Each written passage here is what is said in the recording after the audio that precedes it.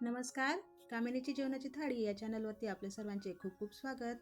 ठेचा म्हटला म्हणजे सगळ्यांच्याच तोंडाला खूपच पाणी सुटते. ठेचा हा असा पदार्थ आहे की तो जेवणाची चव दुप्पटच करतो. तर आज मी तुमच्यासाठी घेऊन आली आहे पेरूचा ठेचा. हा ठेचा चवीला अतिशय उत्कृष्ट लागतो, पण जेवताना तोंडी लावायला हा पदार्थाची चव आणखीनच वाढवतो. तर हा ठेचा कसा करायचा, चला कृतीकडे वळूया.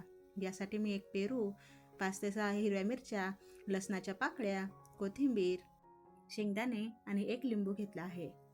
या ठिकाणी पेरू थोडासा पिकण्यात आलेला असेल असाच घ्यावा.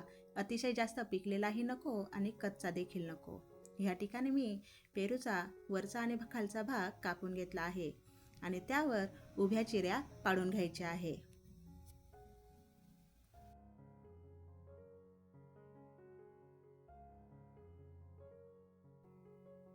चिऱ्या पाडल्यानंतर लगेचच आपण त्याला तेल लावून गॅसवर चांगले भाजून घेऊयात. या ठिकाणी मी पेरू गॅसवर भाजला आहे, तुम्ही तो चुल्ह्यावर देखील भाजू शकतात.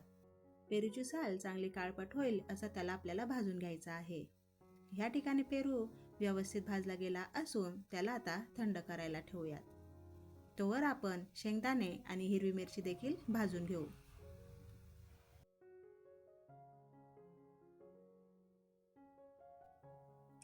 शेंगदाण्यांना चटका लागल्यावर लगेचच आपण त्यांना काढून घ्यायचे आहे.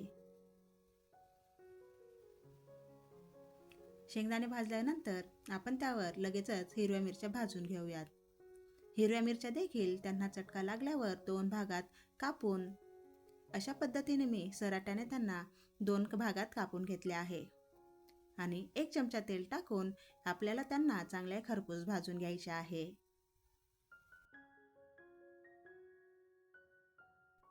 मिरच्या भाजताना तुम्ही त्याला सराट्याने जितके जास्त दाबणार तशा त्या मिरच्या व्यवस्थित खरपूस भाजल्या जातात आणि कच्च्या राहत नाही. याने ठेच्याची चवसुद्धा वाढते. तर मिरच्या भाजण्यात आल्यावर मी त्यात लसूण देखील टाकून दिला होता आणि लसूणला चटका लागल्यावर आपण ते काढून घेऊयात. या ठिकाणी पेरू थंड झाला आहे. आता मी त्यावरील साल काढून घेत आहे.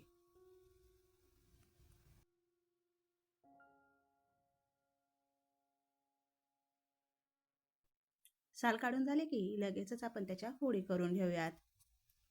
मी याच्या फोडी करत असून बियांचा भाग सोडून देणार आहे. तुम्ही याला पाट्यावर वाटत असणार तर बियांचा भाग राहू देऊ शकतात. मी याला कुटणार असल्यामुळे मधला भाग काढून घेत आहे. अशा रीतीने पेरूचे काप करून घ्या आणि लगेचच ठेचून घेऊयात.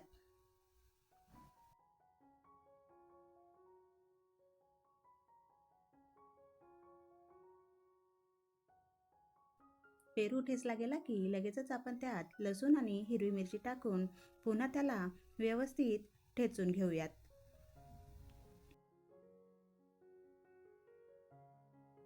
तुम्हाला हवे असल्यास हा ठेचा तुम्ही मिक्सरमध्ये देखील करू शकतात.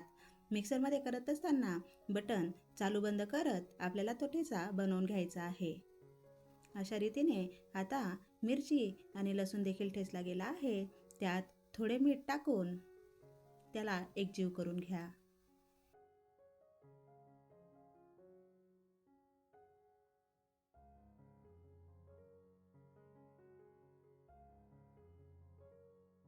शेंगदाणे दाताखाली आले की छान लागतात, म्हणून या ठिकाणी मी शेंगदाणे सर्वात शेवटी टाकत आहे.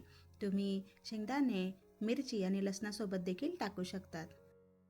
शेंगदाणे जाड बारीक राहतील असं आपण आता त्याला पुन्हा एकदा कुटून घेऊयात आणि अशा रीतीने तुम्ही ठेचा करून घ्या. ठेचा तयार झाला.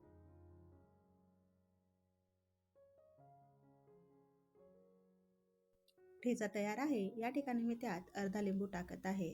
लिंबू एकत्रित करून लगेचच हा ठेचा जेवणासोबत खायला घ्या. हा ठेचा चवीला अतिशय भन्नाट लागतोच, पण जेवणाची चव देखील दुप्पट करतो.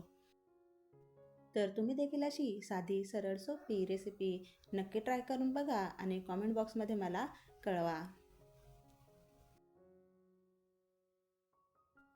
अशाच पद्धतीच्या रेसिपी पाहण्यासाठी कामिनीची जेवणाची थाळी या चॅनलला लाईक करा, शेअर करा आणि सबस्क्राईब करा आणि सबस्क्राईबच्या बाजूला बेल आयकन असेल ते देखील नक्की प्रेस करा, जेणेकरून तुम्हाला नवीन व्हिडिओची लिंक सगळ्यात अगोदर मिळेल. भेटूया पुढच्या रेसिपीसोबत. तोपर्यंत धन्यवाद.